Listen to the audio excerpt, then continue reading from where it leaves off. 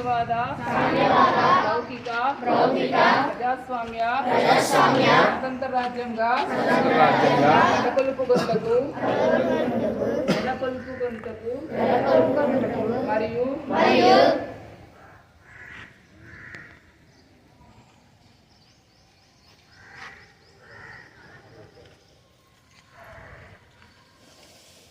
సామాజిక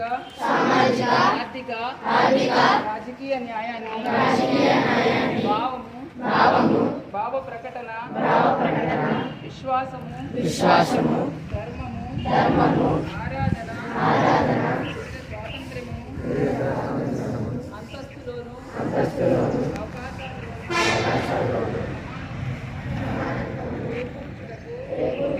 మరియు వారందరిలో వ్యక్తి గౌరవమును జాతి ఐక్యతను అఖండతను తప్పక వనకూర్చు సౌభ్రాతృత్వమును పెంపొందించుటకు సత్యనిష్టాపూర్వకంగా తీర్మానించుకొని 1949 సంవత్సరం నవంబరు 26వ తేదీన మా సంవిధాన సభయందు హిందూ మూలముగా